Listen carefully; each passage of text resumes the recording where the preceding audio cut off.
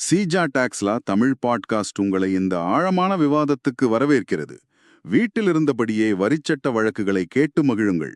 GST சட்ட அறிவை மேம்படுத்த சீஜா டாக்ஸ்லா தமிழ் பாட்காஸ்டை தவறாமல் கேளுங்கள். எங்களுடன் இணைந்திருக்க தொடர்பு கொள்ள வேண்டிய எண் 9964886879. வணக்கம். நீங்க ஒரு தொழில் பண்றீங்கன்னு வச்சுப்போம். எல்லாத்தையும் சரியா செய்யணும்னு நினைக்கிறீங்க. ஆனா நீங்க நம்பி வேலை கொடுத்த ஒருத்தர் செய்யற ஒரு சின்ன தவறால உங்களுக்கு ஒரு பெரிய அபராதம் வருது. ஆமா, இது நிறைய பேருக்கு நடக்கக்கூடிய ஒரு விஷயம். வரி ஏய்ப்பு செய்யற எண்ணம் துளி கூட இல்ல. ஆனா சட்டம் உங்களை ஒரு வரி ஏய்ப்பாளர் மாதிரி பாக்குது. இந்த மாதிரி ஒரு இக்கட்டான சூழலை தான் நாம இன்னைக்கு அலச போறோம். சரி. இது MS spades RO system private limited அப்படிங்கிற ஒரு நிறுவனத்துக்கு நடந்த ஒரு நிஜ சம்பவம். வாங்க, இந்த வழக்குல என்ன நடந்தது, இதிலிருந்து நாம என்ன கத்துக்கலாம்னு விரிவாக பார்க்கலாம். கண்டிப்பா. முதல்ல இந்த வழக்கின் பின்னணிய கொஞ்சம் சொல்லுங்களேன். அந்த எம்எஸ் பேர்ட்ஸ் ரோ சிஸ்டம் நிறுவனம் என்ன தொழில் செய்யறாங்க, பிரச்சனை எப்படி ஆரம்பிச்சது? சொல்றேன். இந்த MS birds RO system private limited நிறுவனம் வாட்டர் பியூரிஃபையர் அப்புறம் அதோட உதிரி பாகங்களை விற்கிற ஒரு டீலர். அவங்க ஜிஎஸ்டில பதிவு செஞ்ச ஒரு நிறுவனம். Okay, water purifier business. ஆமா, அவங்க தங்களோட வாடிக்கையாளர்களுக்கு சரக்குகளை அனுப்ப ஒரு டிரான்ஸ்போர்ட் சேவையை பயன்படுத்துறாங்க. இது ஒரு ரொம்ப சாதாரணமான ஒரு வணிக நடவடிக்கை தான். ஆமா, இதுல என்ன பெரிய விஷயம் இருக்க போகுது? எல்லா நிறுவனங்களும் இப்படித்தானே சரக்குகளை அனுப்புறாங்க. நீங்க சொல்றது சரிதான். ஆனா இங்கதான் ஒரு முக்கியமான திருப்பம் வருது. என்ன அது? அந்த நிறுவனம் டிரான்ஸ்போர்ட்டர் கிட்ட சரக்குகளை ஒப்படைக்கும் போது ரொம்ப தெளிவான ஒரு அறிவுறுத்தலை கொடுக்கறாங்க.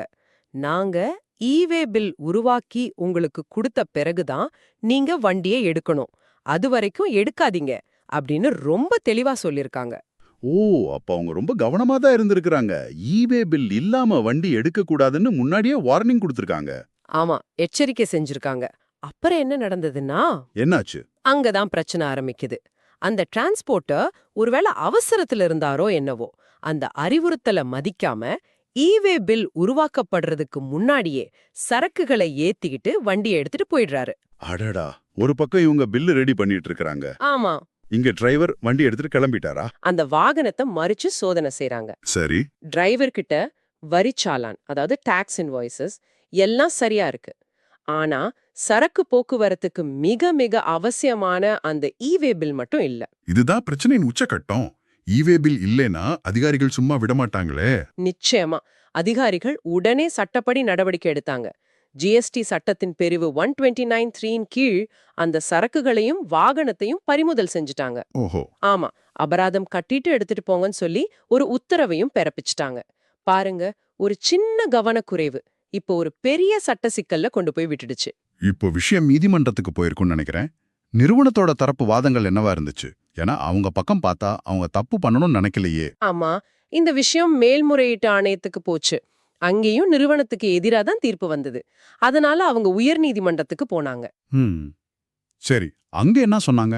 அவங்க தரப்புல ஒரு 3 முக்கியமான வாதங்களை முன் வச்சாங்க. முதல் வாதம் ரொம்ப நேரடியானது. எங்களுக்கு வரி ஏய்ப்பு செய்யற எந்த நோக்கமும் கிடையாது, நாங்க நேர்மையான வரி செலுத்துபவர்கள் அப்படின்னு சொன்னாங்க. உண்மைதான். ரெண்டாவது வாதம். ரெண்டாவதா, ஒரு தொழில்நுட்ப கோளாறு காரணமா எங்களால சரியான நேரத்துல ஜிஎஸ்டி போர்ட்டல்ல ஈவே பில் உருவாக்க முடியல அப்படின்னு ஒரு காரணம் சொன்னாங்க. இதுவும் நடக்க வாய்ப்பு இருக்கு. சில சமயம் அரசு இணையதளங்கள் சரியா வேலை செய்யாது. ஆமா, இதுக்கப்புறம் தான் அவங்களோட மூன்றாவது மிக வலுவான வாதத்தை சொன்னாங்க. அதென்ன?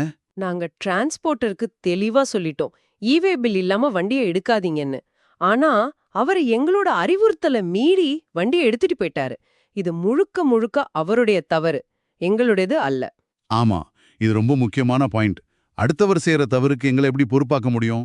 இதுதான் அவங்க வாதம். சரியா சொன்னீங்க. இந்த 3 வாதங்களுமே கேக்குறதுக்கு ரொம்ப நியாயமா தெரியுது. ஆமா, இது எல்லாம் கேட்டா நீதிமன்றம் அவங்களுக்கு சாதகமா தீர்ப்பு கொடுத்துருக்கணும்னு தோணும். ஆனா சட்டத்தோட பார்வை வேற மாதிரி இருக்கு. இங்க உயர் நீதிமன்றத்தின் முன்னாடி இருந்த முக்கியமான கேள்வி என்னன்னா, சொல்லுங்க. டிரான்ஸ்போர்ட்டரோட தவறுக்காகவோ அல்லது ஒரு தொழில்நுட்ப கோளாறுக்காகவோ ஈவே பில் இல்லாம சரக்குகளை எடுத்துட்டு போனா சட்டப்பிரிவு 129 கீழ் சரக்குகளை பறிமுதல் செய்யறதும் அபராதம் விதிக்கிறதும் சரியா தவறா? இதுதான் கேள்வி. ஆமா, இதுதான் இந்த வழக்கின் மையப்புள்ளி. அப்போ நீதிமன்றத்தோட முடிவு என்னவா இருந்துச்சு? இல்ல, அலகாபாத் உயர்நீதிமன்றம் அந்த நிறுவனத்தோட ரிட் மனுவை தள்ளுபடி செஞ்சது. ஓ, அப்படியா? என்ன காரணங்களை நீதிமன்றம் சொல்லுச்சு? நீதிமன்றம் தன்னோட தீர்ப்புல சில விஷயங்களை ரொம்ப ஆணித்தரமா பதிவு செஞ்சது. முதலாவதா, சரக்குகளோட இயக்கம், அதாவது மூவ்மெண்ட், தொடங்குறதுக்கு முன்னாடியே ஈவே பில் உருவாக்கப்பட்டிருக்கணும். இது ஒரு கட்டாய விதி. ஓகே, இதுதான் அடிப்படை விதி. ஆமா, இதில் ஒருவேளை, ஆனால் போன்ற வார்த்தைகளுக்கு இடமே இல்ல அப்படின்னு சொல்லிட்டாங்க. அப்போ வண்டி கிளம்புறதுக்கு ஒரு நிமிஷம் முன்னாடியாவது ஈவே பில் கையில இருந்தாகணும். இதுல எந்த விதிவிலக்கும் கிடையாது. மிகச்சரியா. இரண்டாவதா, வாகனம் அதிகாரிகளால் மறிக்கப்பட்ட பிறகு பதற்றத்துல நீங்க ஒரு ஈவே பில் உருவாக்குனா அதுக்கு சட்டப்படி எந்த மதிப்பும் இல்ல. அதாவது தப்பு நடந்த பிறகு சரி செய்ய முடியாது. ஆமா, அது அந்த தவற சரி செய்யாது. இது ரொம்ப கடுமையான விதியா இருக்கே. சரி, அந்த டிரான்ஸ்போர்ட்டரோட தவறு பத்தி நீதிமன்றம் என்ன சொன்னுச்சு? அதுதான் நிறுவனத்தோட பெரிய நம்பிக்கையா இருந்துச்சே. நீதிமன்றம் அந்த வாதத்தை முற்றிலுமா நிராகரிச்சது. அப்படியா?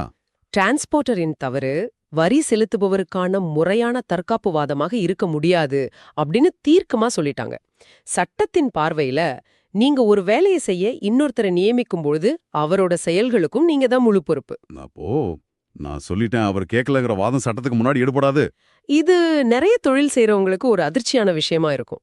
ஆமா, அது மட்டும் இல்லாம இந்த மாதிரி விஷயங்கள்ல எம்ஸ் ஆயிஷா பில்டர்ஸ் மற்றும் எம்ஸ் மோகினி ட்ரேடர்ஸ் போன்ற பழைய வழக்குகளையும் நீதிமன்றம் மேற்கோள் காட்டி இந்த விஷயத்துல சட்டத்தோட நிலைப்பாடு ரொம்ப உறுதியா இருக்கு, அதனால அதிகாரிகள் சரக்குகளை பறிமுதல் செஞ்சு அபராதம் விதிச்சது முற்றிலும் சரியானது அப்படின்னு சொல்லி வழக்க முடிச்சு வச்சுட்டாங்க. சரி, இந்த நிறுவனம் தோத்துடுச்சு.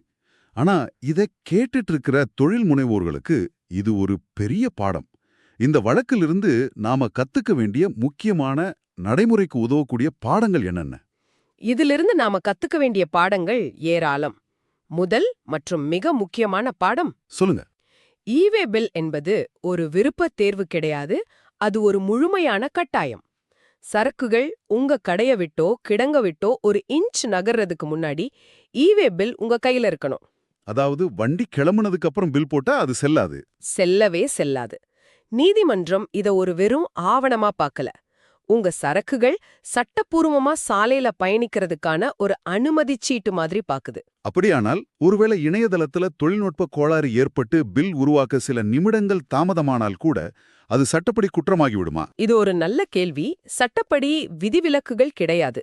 நீங்க தொழில்நுட்ப கோளாறு அப்படின்னு சொன்னா அதை நிரூபிக்க வேண்டிய சுமை உங்க மேலதான் இருக்கு. ஓ, அதுவும் சும்மா வெப்சைட் ஸ்லோவா இருந்துச்சுன்னு சொன்னா போதாது. ஜிஎஸ்டி போர்ட்டலே செயலிழந்து விட்டதுன்னு அரசாங்கமே அறிவிச்சிருந்தா மட்டும்தான் உங்க வாதம் ஒருவேளை எடுபடலாம். மத்தபடி இது ரொம்ப பலவீனமான வாதம் தான். புரியுது. அடுத்த பாடம் அந்த டிரான்ஸ்போர்ட்டர் சம்பந்தப்பட்டது. அப்போ நாம நம்மளோட சப்ளையர்ஸ் டிரான்ஸ்போர்ட்டர்ஸை எப்படி கையாளணும்? இந்த தீர்ப்பு ஒரு வணிகத்துக்கும் அதன் லாஜிஸ்டிக்ஸ் பார்ட்னருக்கும் இடையிலான உறவே மாற்றி வரையறுக்குது. சட்டம் உங்க டிரான்ஸ்போர்ட்டரை உங்க நிறுவனத்தோட ஒரு நீட்சியாக பாக்குது. இது இன்னும் கொஞ்சம் விளக்க முடியுமா? அதாவது, இனிமே நீங்க ஒரு டிரான்ஸ்போர்ட்டரை தேர்ந்தெடுக்கும் போது அவரோட விலை, வேகம் மட்டும் பார்த்தா போதாது. அவங்க கிட்ட ஒரு கம்ப்ளையன்ஸ் ஆடிட் மாதிரி நீங்க பார்க்கணும். கம்ப்ளைன்ஸ் ஆடிட்டா? ஆமா, வண்டி கிளம்புறதுக்கு முன்னாடி ஈவே பில் இருக்கான்னு 2 தடவை செக் பண்றதுக்கு அவங்க கிட்ட என்ன சிஸ்டம் இருக்கு, அவங்களோட டிரைவர்களுக்கு இது சம்பந்தமா முறையான பயிற்சி கொடுத்திருக்காங்களா, இதெல்லாம் நீங்க பார்க்க வேண்டிய குறைந்தபட்ச தரம். இல்லைன்னா அவங்க செய்யற தவறுக்கு நீங்க அபராதம் கட்ட வேண்டியிருக்கும். ஆஹா, பொறுப்ப மத்தவங்க மேல தள்ளிவிட முடியாது. இது ரொம்ப தெளிவா புரியுது. இதுல அந்த வரி ஏய்ப்பு நோக்கம் பத்தின விஷயம் ரொம்ப சுவாரஸ்யமா இருக்கு. நிறுவனம் எங்களுக்கு அந்த எண்ணமே இல்லைன்னு சொல்லியும் நீதிமன்றம் ஏத்துக்கலையே, ஏன்? இதுதான் சட்டத்தோட நுட்பமான பகுதி. இந்த மாதிரி வழக்குகள்ல தேவையான ஆவணங்கள் இல்லாம சரக்குகள் கொண்டு போகப்படும்போது வரி ஏய்ப்பு செய்வதற்கான நோக்கம் இருப்பதாக சட்டம் அனுமானிச்சுக்குது. ஓ, அப்ப தப்பு நடந்தாலே கெட்ட எண்ணம் இருக்குன்னு சட்டம் முடிவு பண்ணிடுமா? ஆமா, பிரிசம்ப்ஷன் ஆஃப் இன்டென்ட்னு சொல்லுவாங்க. அதுக்கப்புறம் எனக்கு அந்த நோக்கம் இல்லை என்ன நிரூபிக்க வேண்டிய முழு பொறுப்பும் உங்ககிட்ட தான் வந்துடும். அது கிட்டத்தட்ட முடியாத காரியம். அப்போ இந்த வழக்கின் மூலம் ஜிஎஸ்டி சட்டத்தின் விதிகளை அமல்படுத்துவதில் நீதிமன்றங்களும் அதிகாரிகளும் எவ்வளவு உறுதியாக இருக்கிறார்கள் என்பது தெரிவாகிறது. இதில் எந்தவிதமான சமரசத்துக்கும் இடமில்லை. மிக சரியாக. இந்த தீர்ப்பு ஒரு எச்சரிக்கை மணி. விதிகள் வெறும் வழிகாட்டுதல்கள் அல்ல, அவை பின்பற்றப்பட வேண்டிய கட்டளைகள் என்பதை இது உணர்த்துகிறது. இந்த விவாதம் முழுக்கவே ரொம்ப பயனுள்ளதா இருந்துச்சு. இது ஒரு முக்கியமான கேள்வி எழுப்புது. இன்றைய டிஜிட்டல் உலகத்துல நாம நிறைய வேலைகளை மூன்றாம் தரப்பினர்கிட்ட, அதாவது அவுட் சோர்ஸ் பண்றோம். இந்த வழக்குல டிரான்ஸ்போர்ட்டர் ஒரு மூன்றாம் தரப்பினர். ஆமா, இதுதான் இப்போதைய வணிக யதார்த்தம். இந்த வழக்கு அப்படி அவுட்சோர்ஸ் செய்வதில் உள்ள அபாயங்கள அப்பட்டமா காட்டுது. அப்படியானால் இதை கேட்டுக்கொண்டிருக்கும் உங்களுக்கான ஒரு சிந்தனை இதுதான். நீங்க உங்க வேலையை மட்டும்தான் அவுட் சோர்ஸ் செஞ்சீங்களா, இல்ல தெரியாம உங்க சட்ட பொறுப்புகளையும் சேர்த்து அவுட் சோர்ஸ் செஞ்சிட்டீங்களா? ஆமா, உங்க சப்ளை செயின், உங்க வெண்டர்ஸ், உங்க கன்சல்டன்ட்ஸ், இவங்க எல்லாரையும் ஒரு நிமிஷம் திரும்பி பாருங்க. எங்கெல்லாம் இந்த மாதிரி பலவீனமான கண்ணிகள் இருக்கு? இந்த மாதிரி ஒரு சூழல் உங்களுக்கு ஏற்படாம இருக்க நீங்க என்னென்ன செயல்முறைகளையும் சரிபார்ப்புகளையும் உங்க நிறுவனத்துல வச்சிருக்கீங்க? ஆமா, ஏன்னா இந்த நீதிமன்றம் தெளிவுபடுத்தின மாதிரி கடைசியில எல்லா பொறுப்பும் உங்களுடையது மட்டுமே. இத பத்தி நீங்க ஆழமா சிந்திக்கணும். இது சிஜா டாக்ஸ் லா தமிழ் பாட்காஸ்ட், உங்கள் GST legal learning partner. GST சட்டம் பேசும் உங்கள் தோழன். எங்களுடன் இணைந்திருக்க தொடர்பு கொள்ள வேண்டிய எண் 9964886879.